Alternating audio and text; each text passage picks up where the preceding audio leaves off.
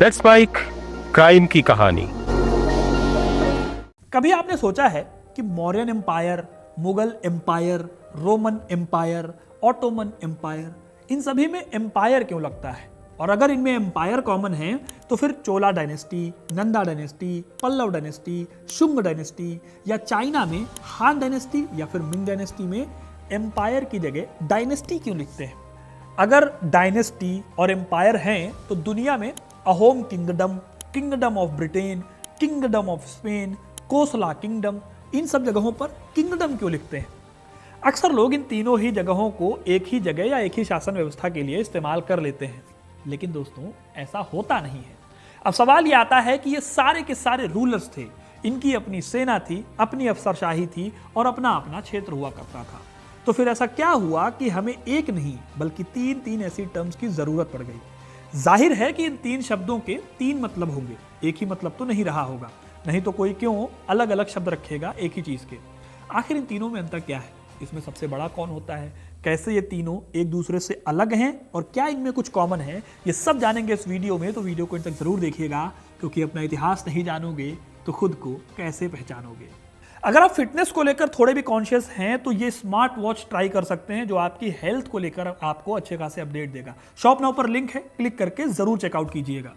देखिए, सबसे पहले तो मैं आपको बता दूं कि ये जो टर्म्स हैं ये हिंदी में भी तीन अलग अलग नामों से जाने जाते हैं।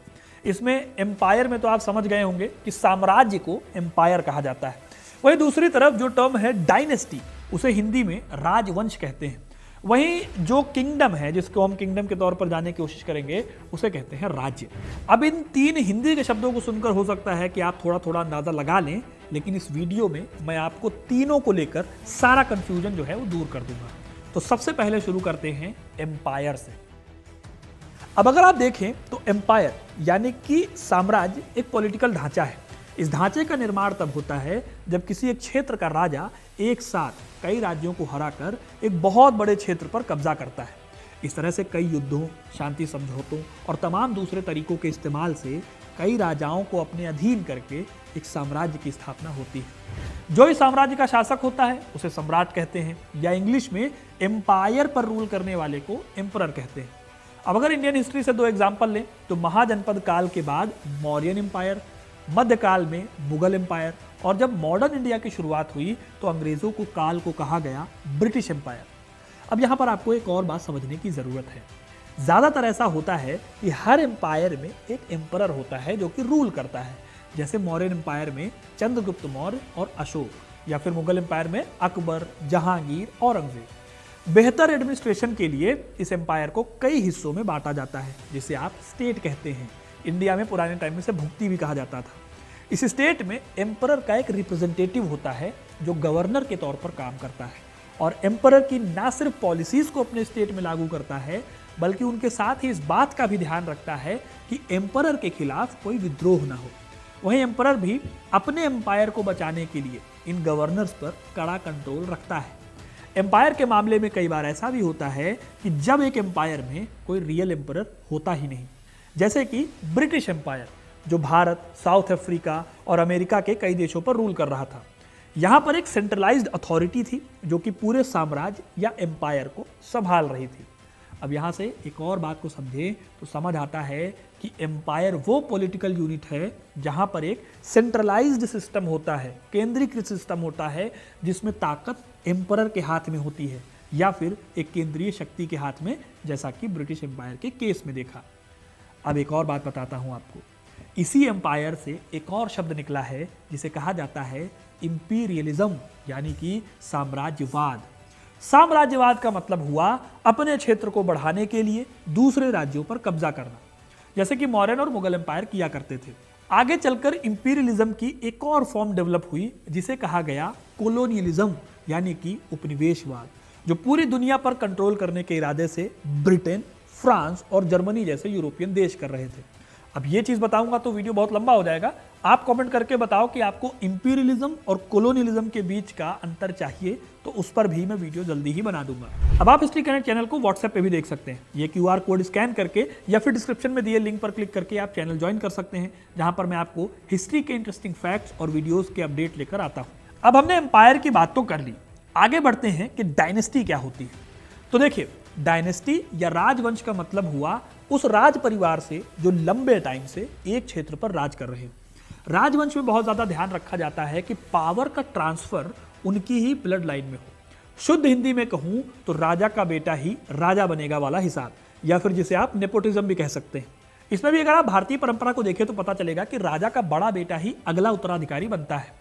छोटा बेटा उसी सूरत में राजा बन सकता है जब बड़े भाई की मृत्यु हो गई हो, या फिर बड़ा भाई शासन संभालने के बिल्कुल भी योग्य ना हो, या फिर अपने भाइयों को मारकर कोई राजा बन जाए, जैसे कि प्राचीन काल में अशोक के बारे में ऐसा कहा जाता है। भारतीय इतिहास में देखें तो हर्षवर्धन के बड़े भाई राज्यवर्धन की हत्या दुश्मनों ने कर दी थी, जिसके बाद हर्षवर्धन ने कमान संभाली थी। दूसरा एग्जाम्पल मिलता है चंद्रगुप्त द्वितीय का, जिनके बड़े भाई रामगुप्त योग्य नहीं थे, इसलिए उन्हें गद्दी से उतार दिया गया और चंद्रगुप्त द्वितीय को राजा बनाया गया, जिन्हें हम चंद्रगुप्त विक्रमादित्य के नाम से भी जानते हैं। यही वजह है कि डायनेस्टी के अंदर पारिवारिक कलहें भी चलती हैं, साजिशें रची जाती हैं, जिसमें एक दूसरे को गद्दी से हटाने के लिए खूनी खेल भी चलता रहता है। अब क्योंकि एक ही परिवार के लोग उस क्षेत्र पर रूल करते हैं, इसलिए बड़े पैमाने पर यहाँ का कल्चर, यहाँ की सोसाइटी और यहाँ की इकोनॉमी पर इसका गहरा असर पड़ता है। वो डायनेस्टी क्या सोचती है, किस धर्म को मान्यता देती है, उसकी छाप बराबर तौर पर समाज और राजनीति पर दिखाई देती है। अब ये सारी बातें सुनकर आपके दिमाग में एक सवाल आया होगा कि ये सारे फीचर्स तो मुगल एम्पायर में भी हैं, तो क्या इसे डायनेस्टी नहीं कहा जा सकता? जवाब है, बिल्कुल कहा जा सकता है। और अगर ये डायनेस्टी है तो मुगल एम्पायर नहीं है क्या? जवाब है कि मुगल एम्पायर भी है और डायनेस्टी भी है। अंतर यह है कि आप इन दोनों वर्ड्स को यूज कहां पर करते हैं। देखिए, राजवंश या डायनेस्टी शासकों का एक क्रम है जो एक ही परिवार से आते हैं। जब हम इस क्रम या क्रोनोलॉजी की बात करते हैं तब डायनेस्टी वर्ड का इस्तेमाल करते हैं। वहीं दूसरी तरफ साम्राज्य एक बहुत बड़ा क्षेत्र होता है जिस पर एक सम्राट या अंग्रेजी में कहें वो एम्परर का शासन होता है। इस तरह से चोल राजाओं की बात करते समय चोल डायनेस्टी कहेंगे और चोलों के क्षेत्र की बात करते समय चोला एम्पायर कहेंगे, और इसी तरह से ये दोनों टर्म अलग अलग हैं। अब एक और बड़ा अंतर जो एम्पायर और डायनेस्टी में होता है वो ये है कि कभी किसी एम्पायर के अधीन भी डायनेस्टी हो सकती है, यानी कि एक डायनेस्टी किसी एम्पायर की सत्ता को एक्सेप्ट करके उसके झंडे के नीचे अपने क्षेत्र में शासन कर सकती है। अब इसका एग्जाम्पल है हर्षवर्धन के एम्पायर में हर्ष ने साल 634 में अपने वेस्ट में मौजूद वल्लभी के राजा को भी हराया। हालांकि वल्लभी को उन्होंने अपने राज्य में मिलाने की बजाय यहाँ के राजा ध्रुवसेन को वापस गद्दी पर बिठा दिया। ऐसा इसलिए किया गया ताकि वेस्ट से आने वाले खतरे उन तक सीधे न पहुंचे। लेकिन ध्रुवसेन की वल्लभी डायनेस्टी के रूलर्स ने हर्षवर्धन की सत्ता को एक्सेप्ट कर लिया। इसी तरह से गुप्ता डायनेस्टी में भी देखने को मिलती है चीजें। एक बात और, डायनेस्टी और साम्राज्य का अंत कमोबेश एक तरह से होता है जब कोई बाहरी सत्ता उसके शासन को खत्म कर दे, चाहे फिर वो राजा की हत्या करके काम करे या फिर चाहे तो उन्हें गुलाम बना ले। अगर मुगल डायनेस्टी की बात करें तो बहादुर शाह जफर को अंग्रेजों ने जेल में डाला और उनके ज्यादातर बेटों को मौत के घाट उतार दिया। इस तरह से डायनेस्टी एक राज परिवार को रिप्रेजेंट करती है जो सदियों से रूल करते आ रहे हैं। इसी वजह से historian John F Richards dynasty को डिफाइन करते हुए कहते हैं कि एक डायनेस्टी वो होती है जिसकी लीडरशिप में पारिवारिक और वैचारिक कंटिन्यूटी होती है, जो लगातार पीढ़ियों में एक शासक घराने के भीतर सत्ता के केंद्रीकरण द्वारा पहचानी जा सकती है। अब दोस्तों, हमने दो बातें जान ली, अब जानते हैं कि आखिर किंगडम क्या होता है। देखिए, जैसा कि इस वर्ड में आप देख सकते हैं किंग शब्द है, तो इसे आसानी से भी समझाऊं तो किंगडम एक छोटी पॉलिटिकल यूनिट होती है जिस पर एक किंग रूल करता है। ये किंग अपने क्षेत्र के सारे फैसले खुद लेता है। ये किंग स्वतंत्र भी हो सकता है और किसी एम्पायर के कंट्रोल में भी हो सकता है, उसके अधीन भी हो सकता है। इंटरेस्टिंग बात यह है कि जहां एम्पायर में एक ही एम्परर होता है, वहीं किंगडम में एक साथ दो किंग भी हो सकते हैं। यहाँ कई अलग अलग डायनेस्टीज मिलकर भी रूल कर सकती हैं। इंडियन हिस्ट्री में अगर देखा जाए तो वैदिक काल में किंगडम की अवधारणा आई जब जनपद और महाजनपद काल में अलग अलग पॉलिटिकल यूनिट्स बनी। महाजनपदों को आप किंगडम के तौर पर समझ सकते हैं, जैसे कि Magadh kingdom, Avanti kingdom, Vajji kingdom. अब एक बात और आप अगर देखेंगे तो पाएंगे कि एम्पायर और किंगडम आपस में जुड़े हुए हैं। एक किंगडम का राजा यानी कि एक राज्य का राजा चाहे तो एक एम्पायर बना सकता है, यानी कि सम्राट बन सकता है। एग्जाम्पल के लिए, जब मगध किंगडम की नंदा डायनेस्टी को हराकर चंद्रगुप्त मौर्य ने मगध की गद्दी संभाली तब वो राजा थे, लेकिन इसके बाद अपने शासन का विस्तार करके उन्होंने सभी महाजनपदों को हराया। उन्हें हराने के बाद वो बने सम्राट चंद्रगुप्त, यानी कि उन्होंने खड़ा किया मौर्यन एम्पायर। इस तरह से किंगडम की एक सीढ़ी एम्पायर तक भी जाती है। अब पूरे वीडियो को समराइज करूं तो एम्पायर सबसे बड़ी पॉलिटिकल यूनिट है जिसमें एक बहुत बड़ा एरिया शामिल होता है। इस पर रूल करने वाले रूलर को एम्परर कहा जाता है। वहीं किंगडम एक छोटे क्षेत्र को कहा जाता है जिस पर एक रूलर रूल करता है। यह किंगडम एक एम्पायर का हिस्सा भी हो सकता है जो कि एम्पायर के अधीन काम करते हैं, उनके झंडे के नीचे काम करते हैं और स्वतंत्र भी हो सकते हैं। वही डायनेस्टी इन दोनों से अलग रूलिंग फैमिली को दिखाती है, जो कि बताता है कि डायनेस्टी उन शासकों का एक क्रम है जो एक ही परिवार से आते हैं। अब दोस्तों, उम्मीद है कि आपको इस वीडियो से तीनों के बीच का अंतर और तीनों का मतलब अच्छे से समझ में आ गया होगा।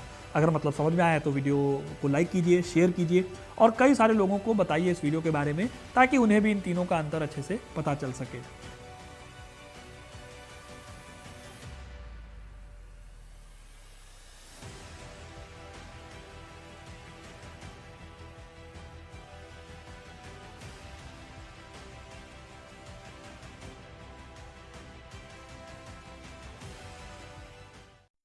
आप सुन रहे थे let's mind more than radio.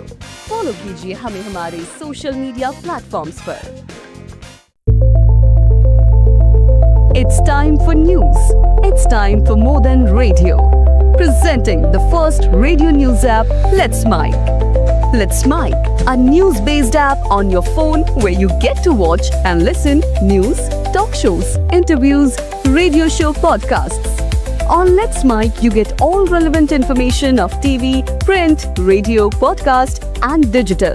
Let's Mic talks about every segment of life.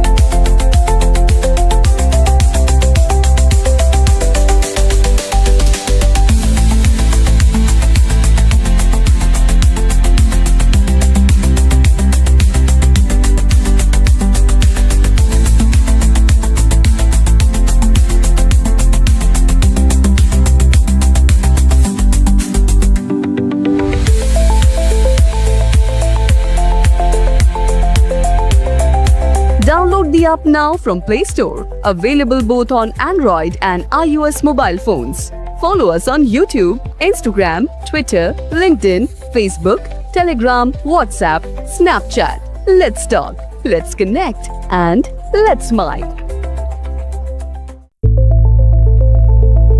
It's time for news. It's time for more than radio. Presenting the first radio news app, Let's Mic.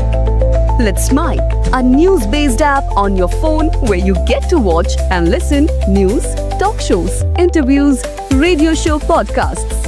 On Let's Mic, you get all relevant information of TV, print, radio, podcast, and digital. Let's Mic talks about every segment of life.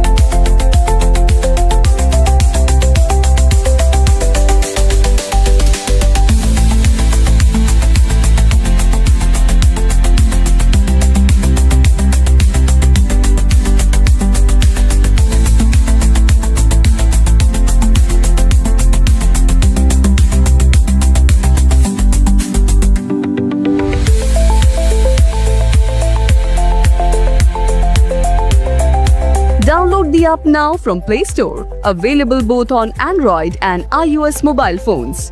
Follow us on YouTube, Instagram, Twitter, LinkedIn, Facebook, Telegram, WhatsApp, Snapchat. Let's talk, let's connect, and let's mic.